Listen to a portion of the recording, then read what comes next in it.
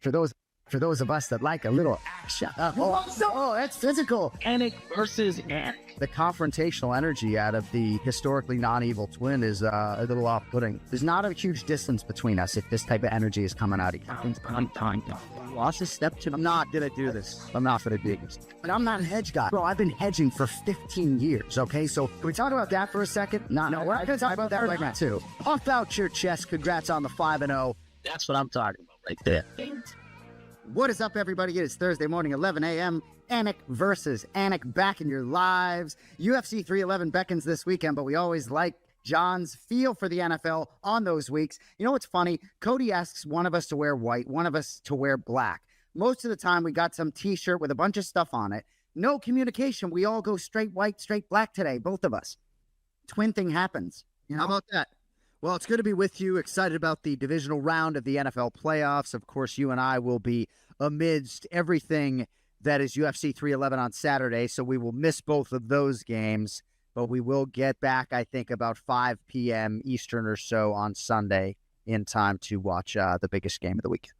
Yeah, we'll get into what we're missing because we certainly will be missing some of this weekend as we head to Los Angeles for the UFC. But I will say to you quickly, I do a lot of football talk, right? So I've had a lot of chance to talk about different things from whether it's wildcard weekend or even coaching things. So I just want to give you the opportunity for a minute because, frankly, I want to hear from you about a couple of things real quick. So Mike VRABEL, new head coach of the New England Patriots. I've talked about it ad nauseum. It's relaxed me as a Patriots fan. I'm excited. Just your thoughts overall on Big Mike, 3-time Super Bowl champion, Patriots Hall of Famer, coming back to coach the boys.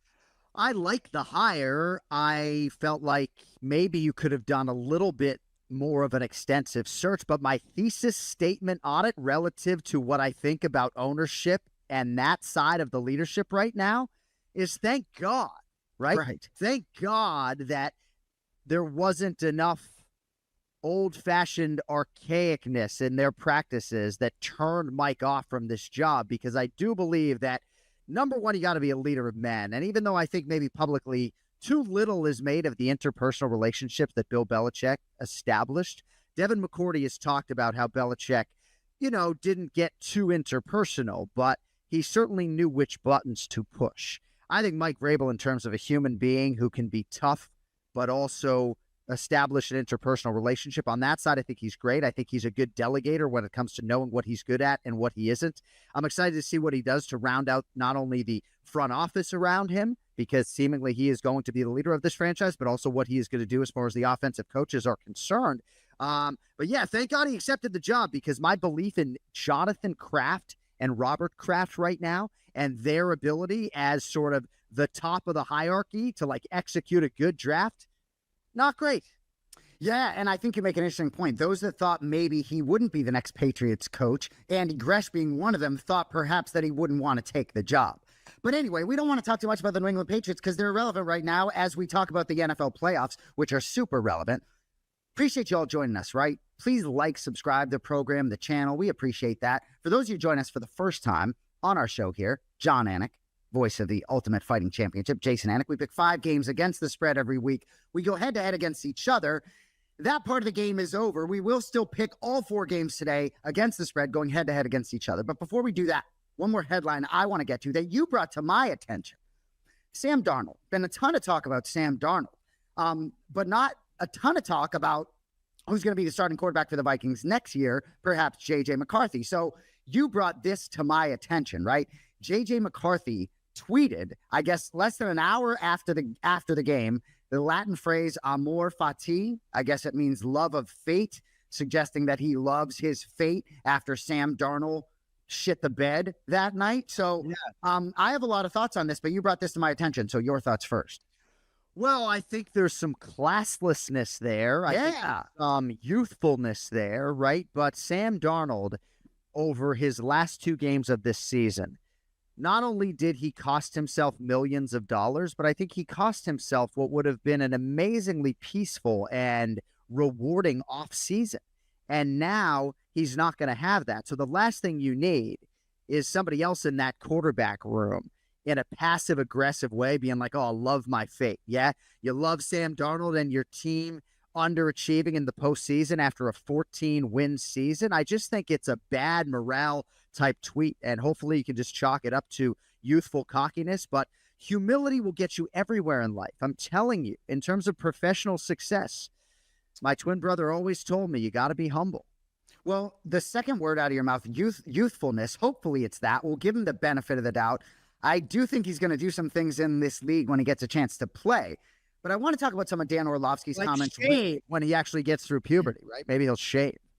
I don't need to shave. What are you, like a Yankee fan? But Dan Orlovsky had some things to say, defending Sam Darnold a little bit, talking about him maybe being fourth or fifth most culpable for the loss. Some of his comments, no quarterback outside of like Lamar, Patrick, talking about Mahomes, Josh Allen was going to do much. And then he says, the offensive line got embarrassed by a better defensive line. That's all well and good. But to me, Sam Darnold showed enough of his, I hate to say true colors when it matters, that I wouldn't consider him to be my starter. I assume you agree with that. Yeah, I'm Googling the Vikings depth chart at quarterback on my phone. I know they signed Daniel Jones. Yes. Right? But Sam Darnold looks so Jets form, so deer in the headlights, so woefully willing to take a sack, not urgent in those moments, that I wonder if at one point Kevin O'Connell's not thinking, my goodness, man, I'd call some plays and see if I get somebody out there that could be a little bit more urgent. Is Daniel Jones indeed the backup? I don't know. But Mike, I'd love to know. No, Nicky Mullins. Nick Mullins is not going to solve any problems, I don't think, in that game against the LA Rams. And I forget which talking head I heard, Jay, suggested the Minnesota Vikings lost twice to the Rams and twice to the Lions this year, and that's it. So if you're Sam Darnold's agent, maybe that is your platform that you're working off of, that, just bad matchups. Other than that, he was pristine. I guess we may get our answer, but I'd love to know what Kevin O'Connell was thinking about Sam Darnold prior to the game against Detroit, then after the Detroit game, just in terms of his long-term future. Forget this season, right? Because I feel as though Kevin O'Connell, a couple weeks ago when he was mic'd up, and he's like, I'm so freaking proud of you on the mic. And that was a really special moment.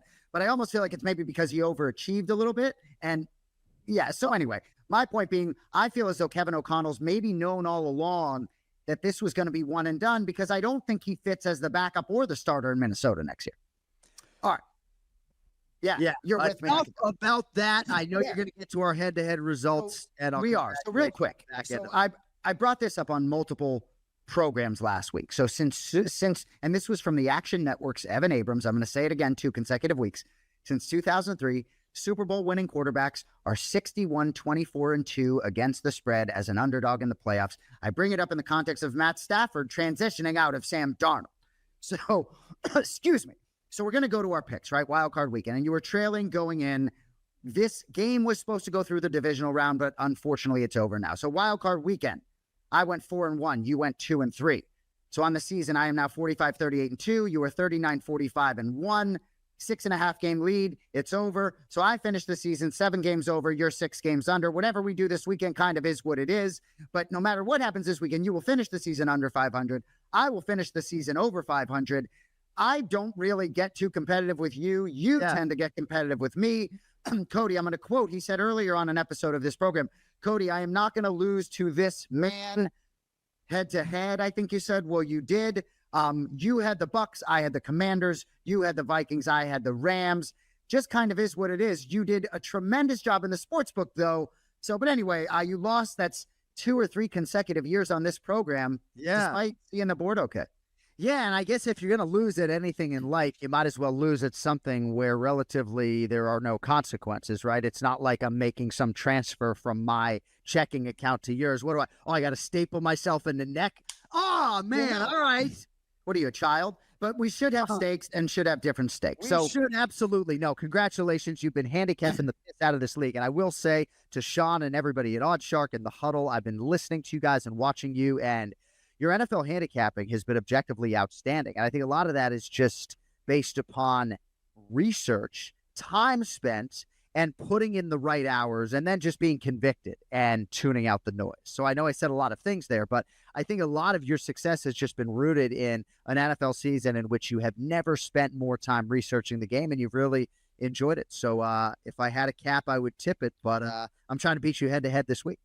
Well, we talk a lot about intuition versus analytics, and a lot of the handicappers at Oddshark oftentimes are very analytical, and I find two very sharp guys on opposite side of a game. So that's sort of my broken record. But one note I'll make, right? Like this weekend, some of these games, we pick every game against the spread on this show. Certainly we're not placing straight wagers on every game against the spread. But I like a lot of these sides on teasers. And a lot of these games this weekend, I like both sides of the teasers, right? The divisional round, everyone talks about this being the greatest weekend in the NFL. If it's supposed to be so competitive, that teaser point makes even more sense, right? That some of these games, whether it's 7.5 in Houston, that I like Kansas City to win the game, do they blow them out of the building? I don't know. So I like grabbing a couple touchdowns in certain spots. Certainly with the Commanders, you can get some points. So I think the board is a lot tougher to handicap this weekend, different betting spots. And what I'll say too, we don't play a lot of propositions here. Andrew Avery, Ninja, plays a lot of touchdown props. He's given out a lot on certain weeks. But as you're being selective bettors with your touchdown props, look at some of these games where you think a lot of guys are going to score touchdowns and look to maybe play a guy on each side of the game, right? Because if you're betting a bunch of touchdown scores on the Minnesota Vikings last week, you're not getting multiple scores. So if you're just sort of blindly playing a heavy odd on a running back to punch it in, and you're also playing a little more of a long shot on a receiver on that team, how many points is the team going to score that week, right? So pay attention when you're playing some of these props, because if you're playing a game against the spread, one side's going to hit no matter what. Whereas a lot of these touchdown props, they all dump if you're betting on a guy to hit pay dirt. Anyway, wildcard weekend, Saturday, 4:30 Eastern time. We begin on Fox. Houston Texans visit the back-to-back defending Kansas City Chiefs, the champions at Arrowhead. 24 degrees or thereabouts. No precipitation expected, John. Kansas City minus 8.5, total 41.5. I'm very excited. Why don't you get us started on the first game of this weekend? Yeah, I won't belabor it. We'll take the Chiefs minus 8.5 home against C.J. Stroud and company. These teams actually met recently, December 21 at Arrowhead. The Chiefs won that one 27-19. I think we could land at a similar score here. I like Houston's leadership, as I have mentioned, D'Amico Ryans and Joe Mixon. They're just going up against a dynastic juggernaut in the Kansas City Chiefs. This was a one-loss team this year. Make no mistake about it, right? And I think a 2024 Chiefs outfit that really now is realizing full health for the first time all year. They've had what amounts to 3 weeks of rest for their key guys. I don't think ring rust would be an issue for an outfit like this, a veteran group like this, well coached. The defense has carried this team all year. One of the more underappreciated units in all of football is the Kansas City Chiefs defense. Yes, a lot of close games. The defense has carried them throughout. Now they're healthy on offense and special teams. I am forced to pick a side here, and I am not fading the fat genius Andy Reid. It'll be Kansas City for me, laying the 8.5. And I think part of my lack of amazing enthusiasm for the Saturday slate is that I'm just having a hard time believing that the Chiefs or the Lions are going to lose. So I will lay the 8.5 with Kansas City. We'll say Chiefs 30, Texans 21. I like the ring rust analogy, and we talked last week about sort of these money line parlays, whether it's Eagles, Bills, Ravens, certain teams that just you don't think they're going to lose, and I'm kind of with you there on Chiefs Lions. I said yesterday on the huddle, I try during the regular season in this league to make good reads on a team on a week-to-week basis. Very easy to react, on a performance and fail to maybe look at matchups or intangibles or scheduling that may have the team hiccup the following week, right? So, and I also like betting teams that make money, right? Make us money the previous weeks, right? And that tendency, right? With the green goggles a little bit. You and I were on Texans +3 last week, so I'm excited about that. Huge home win, but Kansas City's been resting, right, since Christmas Day. Patrick Mahomes, you pointed it out, right? I'd like to take the points here. I just can't. I'll be rooting for the underdog, but whether it's like a late cover or a blowout, I just don't see Houston keeping it tight for 4 quarters. Kansas City's healthy. Mahomes hasn't played that ankle. I think both of them feeling great. Kansas City has won 4 straight in this series. Last time Houston won, Deshaun Watson was quarterbacking the team. I like Kansas City here, and we've talked ad nauseum about them last year having to go to Baltimore and Buffalo to get to the Super Bowl, right? Path is different this year. I think this is a nice matchup for them week 1. I'm forced to lay, week 1. In the divisional round, I'm forced to lay the 8.5. I'm with you there. Justin Herbert threw up all over himself against the Houston Texans, right? Is Patrick Mahomes going to do that, right? I mean, certainly Houston could realize some success, maybe make a play on defense, but Mahomes might upchuck at his mouth a little bit, but he's not going to throw up all over himself like Justin Herbert. My goodness. All right, what do you got?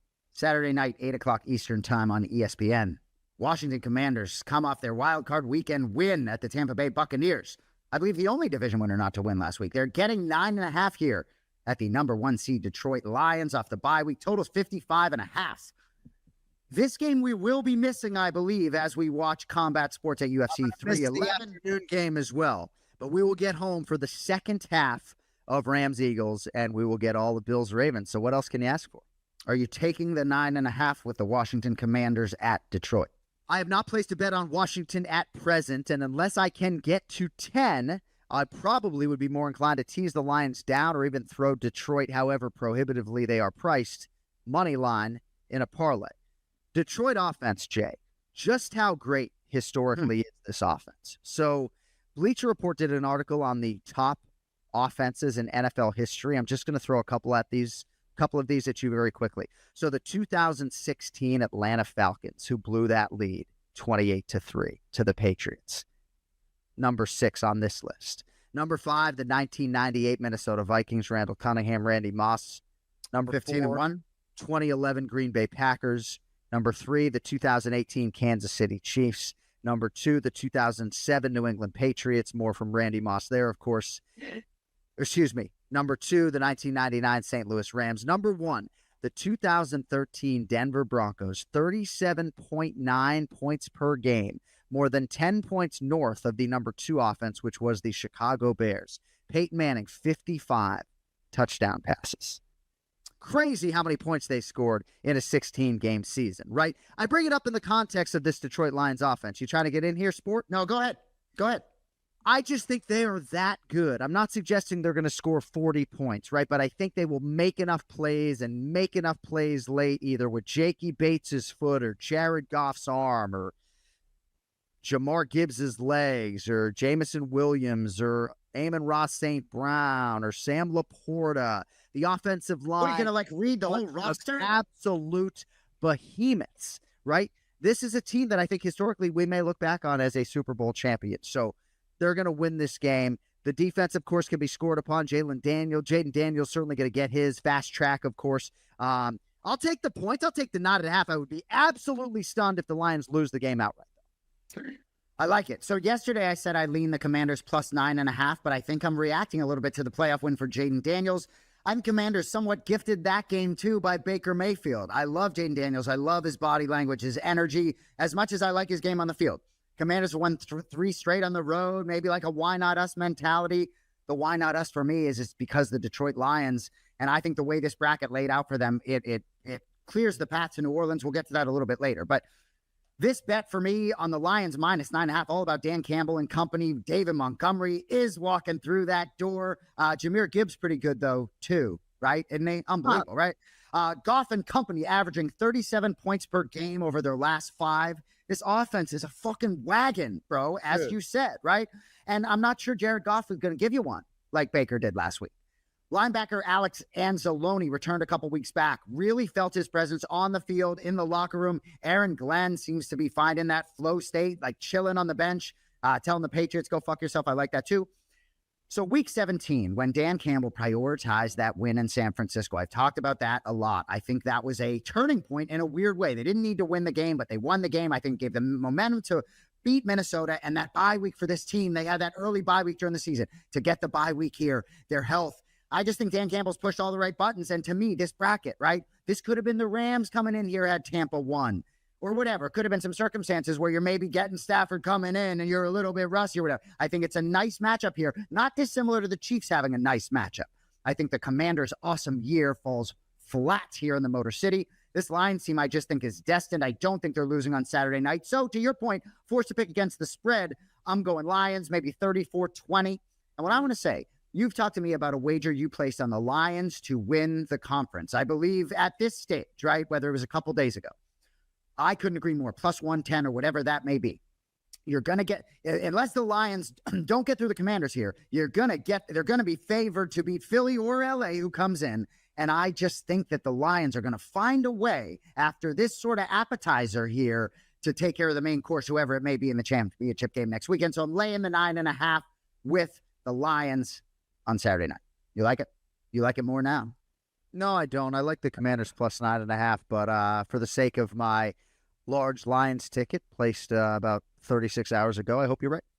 Sunday, 3 o'clock Eastern time on NBC. A little afternoon tickle on NBC. Don't get that very often. Rams +6 at the Eagles.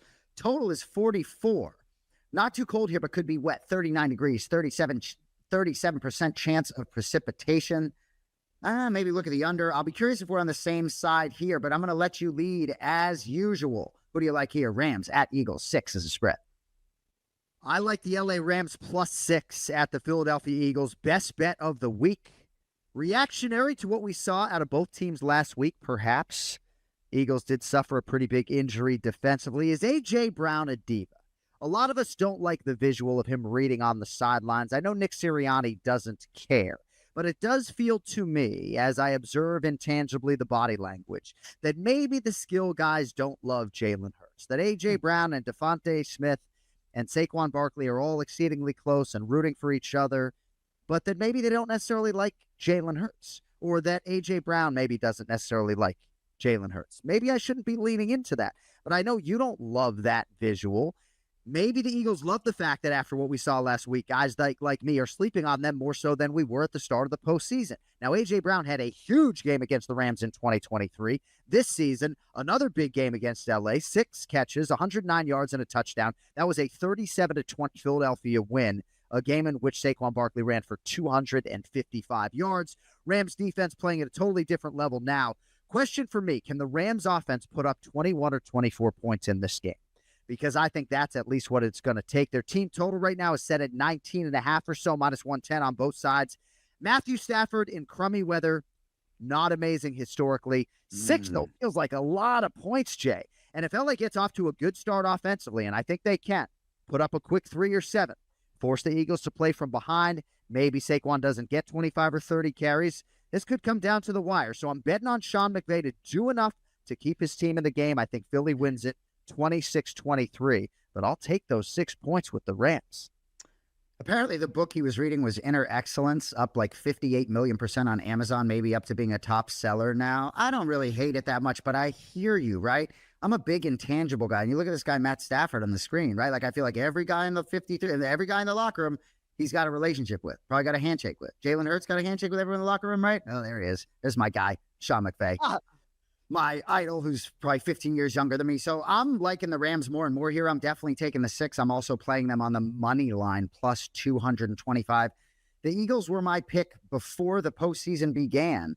But a lot of things happened, right? The Jalen Hurts concussion, I think they would have won 13 straight and rolled to 15-2 had he not been concussed. And as much as I liked how the team performed when he was out, the mojo, I don't like all the energy. I just get the sense that Jalen Hurts keeps himself sometimes. I just don't like the energy around this team. So despite Philly being my Super Bowl pick, I think they're in real danger this weekend. I am a little bit worried that Philly will just impose their will and just roll and eat the clock, and I'll be looking at Stafford sitting on the sidelines all week or all night. But representing the city of Los Angeles and the Fires, I think there's a little bit of juice there, right? Head coach, quarterback, we talk about it all the time. And some of these other players have Super Bowl rings. Los Angeles Rams Super Bowl rings. I believe there are 13 of them, right? Yeah. McVay gotten through this tournament twice and made it to the final game of this tournament, you know? So Philly, right? I know week 12 matchup, 37-20, Saquon ran for 255, but this defense, this Rams defense is different now. They don't resemble the unit that gave up 37 that day. They've given up single-digit points in 4 of their last 5 games, this unit, right? And like Puka Nacua, right? I find me someone who's tougher to tackle. Maybe Derrick Henry, Saquon, Puka Nacua, toughest guy to tackle in the league. That under 44 keeps looking at me with this weather. The coaching matchup, Sean McVay versus Nick Sirianni. Yes, please. How good is Sean McVay's leadership, play calling, right? I could go on and on, right? But Philly, man, I'm scared for Philly. I think Matthew Stafford has a great chance to put himself in position to go back to Detroit in his own stomping grounds. And how ironic would it be? There's both sides of that. Either Detroit finds a way to get through Stafford, or Stafford goes back there and ruins things for Detroit on his way to New Orleans. Stranger things have happened. Orlovsky, I brought him up earlier. He was talking about this defensive line for the Rams, it being as good as ever. I like the Rams. I like that team total you threw out. LA all day. I'm riding with Sean McVay. I don't like the energy around Philly right now, so I like the Rams to sort of keep it rolling this weekend. And yes, this would be one of those spots where I am reacting to the previous week in terms of the recency bias. You think Sean McVay thought they were going to go beat the Vikings? You can be fucking sure. Yeah. I mean, I would take 4. I would take 5. I would maybe even take 3.5 with the I'm a Rams. little fired up Take here, the man. 6. I'll take the 6. You're fired up because we're getting to what could be one of the greatest playoff games of all time in Orchard Park, New York. I'm going to take the Bills catching 1.5 or 1 or whatever it is. I think they're going to win the game outright. The Buffalo Bills are home to the Baltimore Ravens. And in all likelihood, when they kick off, they will be playing for the right to travel to Kansas City to face Patrick Mahomes and the Kansas City Chiefs. If Joe Mixon heard that, more bulletin board material for him. September 29th, 2024, the Ravens beat the Bills in Baltimore 35-10. Matters not now. This game's in Buffalo, and a lot of Bills who didn't play on that day are playing in this game. Matt Milano among them, the linebacker, number 58 in your program, played at Boston College. Number 1 in your heart? Come on. What are you? 2023, he breaks his leg. And I'm thinking to myself, if the Bills are going to win a Super Bowl, I don't think it's going to happen when Matt Milano is injured. I feel like he's such a unifying force and key cog in that defense. August of this year, tears his bicep, but he's back in fine fettle now. And this is a simplistic handicap, Jay, but I'm going to take the home team. Wow, that is a lot of body fat that certainly helps in that Buffalo weather.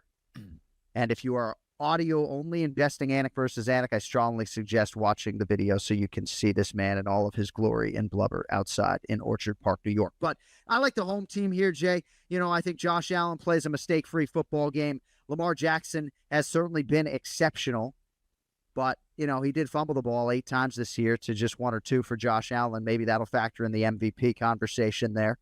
But I just feel like 17 is going to break through and find a way to will his troops to win this football game. I think a lot of us feel like it's going to be a close game and it's going to come down to the wire, and we're not rushing to the window. I like getting the home team at 1 or 1.5 because I can tease them to a number that I think is more palatable. But I know a lot of people like Lamar, and I think a lot of people like the Ravens because they feel like Vegas knows and the right team is favored here. I don't know how you feel about this game, but I think the Buffalo Bills will travel to Arrowhead and they will be in the Final Four here early 2025. Shout out producer Steve on Oddshark. The Ravens are his Super Bowl pick. The Ravens were also your Super Bowl pick on this show. You're going against them this week. The Eagles were my Super Bowl pick. I'm going against them. And that just shows how things can change. So got to have a little bit of what your eyes are telling you lately, you know, and go ahead. Well, no, a lot of ESPN talking heads, they say, you know, I've been on the Lions all year, so I'm just going to stick with them, right? I'm trying to give you instinctually how I feel about this game, right? So, yeah, I thought the Ravens were going to win the Super Bowl a week ago, and now I don't think they're going to get past Buffalo. Well, that's interesting, and I think this is a coin flip game, and that's why I'm staying purple on it.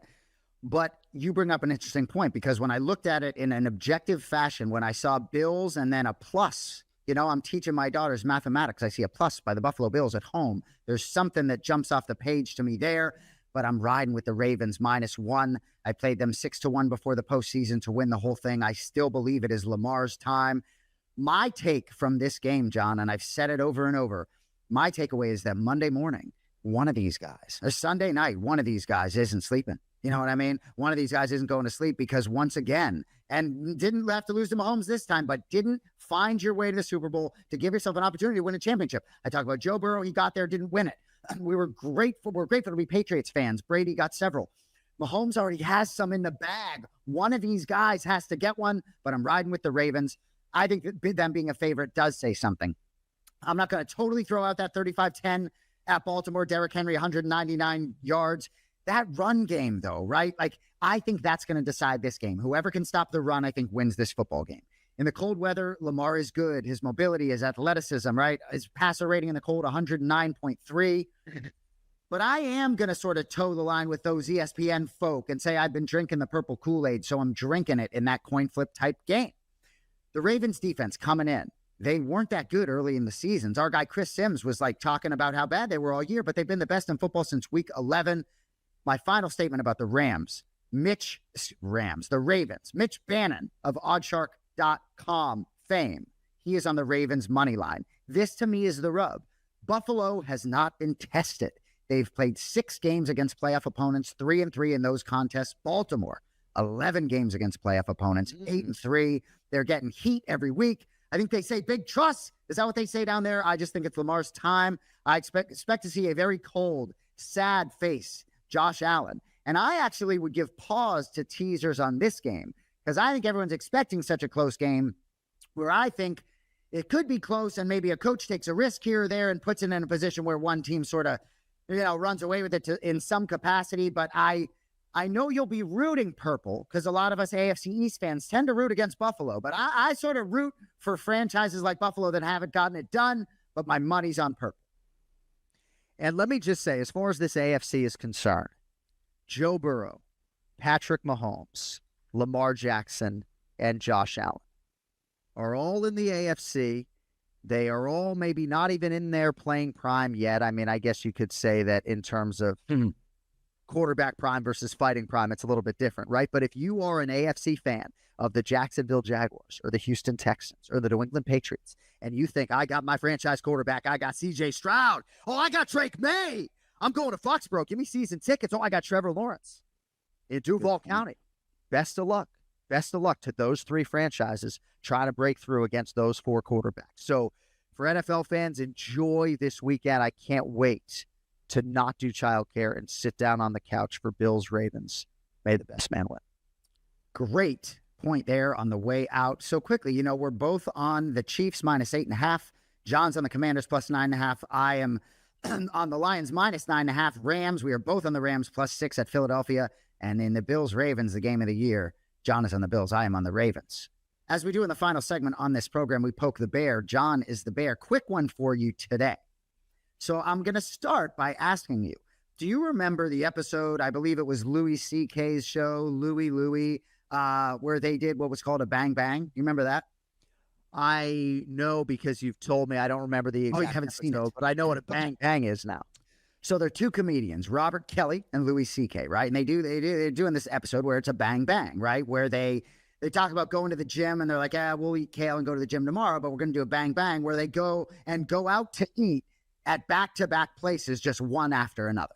So they're sort of naming what they're going to go. So Robert Kelly is like Mexican Italian and CK is like, no. And then he's like sushi pizza, right? So you would literally like go whack a huge sushi meal and then go grab a pie right on top of it, right? And then he's like, barbecue IHOP. And like CK is just like, no to all of these, right? So Louis CK comes up, he goes, Indian diner? and Robert Kelly's like, yes, right? So they go get Indian food and then they go to a diner. So Robert Kelly's like wiping his face with the naan bread, right? You got to look this up, right? So he's wiping his face with the naan bread as a napkin and then eating it, right? And then they go to a diner, right? So, but it's hilarious, right? So I'm just saying, as we get older, right, can't maybe eat as what we used to eat, right? Watching what we eat in a different way. So just quickly, we're doing a little bit of you could call it a bang, bang, bang, but we're gonna do the bang, bang. But I want to start with breakfast. Forget where you go, but like breakfast meal for you. If you're being fat, eat whatever you want. Like, what are you eating for breakfast? I am getting a breakfast sandwich, and then I might even sub the home fries for French fries at that hour. But no, we go home fries, well done. Ideally, they have some onions interspersed in there. But no, it's breakfast sandwich every day of the week. Ideally, you're hollowing out a cinnamon raisin bagel. We're banging the sweet salty theme, right? So we go bacon, egg, and cheese on a cinnamon raisin bagel. Sometimes we'll go no cheese. Got me licking my lips. We'll fucking go no cheese. But I thought you were going to ask me. I thought you were going to ask me what my bang bang would be, and I would certainly start with Chinese food because then you're hungry an hour later. Whoa, can I talk about my breakfast for a minute? And I didn't prepare in the same way. Like, I didn't think about what I was going to say. But I'll give me biscuits and gravy. But I'm hash browns over home fries. You right? So biscuits and gravy. You trying to eat gravy at 8 o'clock in the morning? Well, we're talking about like a bang, bang, bang, right? So, all right. So let's move past breakfast, right? So now when you do this bang, bang, like when he went sushi pizza, like I'm not going sushi with my first, right? Like in terms of your first one, right? Like, don't you want to like give yourself a little bit of room? Like I'm not looking for that sushi rice expand into my stomach necessarily. So what's your bang bang? No, the whole point is that you're gorging yourself. I feel like the punishment you're right. Is on this show next year head to head should have to do a bang bang and have it filmed. And you have to eat the full meal, appetizers and gorge yourself and then reluctantly go to the diner and then get like a turkey melt. I love it. Lands really hardly in your... All right, so here's what it is. Here's what happens, right? Here's what we do next year, right? Loser on the show we were going to a nice dinner on the loser, right? But the loser, before going to that nice dinner, has to, the winner will choose what you have to ingest prior to that, right? Yes, I may I make love you it. whack a few shots of tequila, right? Because maybe I feel for you and I want you to eat the steak, or I may just have you whack like a full half of a large pizza prior, and then you have to go sit at like Morton's or Ruth's Chris and order a fillet and not be hungry. Bro, don't tempt me with a good time. All right. I'll make you have a Whopper meal from Burger King, extra mayo on the Whopper, right? No, you can't be doing stuff like that, man. That you can't do that. Like No. condiments and stuff. We're not pledging a fraternity. Hilarious. Well, what I would say is, now that we're talking about this, if I was doing the bang bang, I think I'd go like nice high-end steak dinner for the first, and then just trash on the back end, right? Like McDonald's, and just maybe, have it exit where it came in. But anyway, that's all we got today. Wheels up. Can't wait to get to Los Angeles. For all the people in Los Angeles, I don't have the words, but mad love to you. Can't wait to bring some love in person to all you out there. We will be in Inglewood. Can't wait to get back to Los Angeles. As you know, I lived there for 3 years, met my wife Amanda out there. So much love in my soul for that state. I lived in Santa Monica, very close to the Pacific Palisades. So all love. Can't wait to get out there. Anything else from you before we move it forward? That's about it. Hope to see many of you for our UFC broadcast live on pay-per-view this Saturday night, and enjoy this weekend in the NFL. And hopefully Saturday is a little bit more entertaining back and forth than I forecast on the gridiron. Right here on these Odd Shark waves, I will be Friday, 2:30, preview of UFC 311. Ethan, D, Amanda, Scotty Hastings. Those guys are sharp. They've made me some money. I'm going to push them a little bit because I think this is a chalky card. So join us every week on the Huddle, 2:30 Eastern, including today. Appreciate you all being with us on Anik versus Anik today. We will see you next Thursday, 11 a.m. Good luck this weekend. Enjoy the football. Mad love. Peace.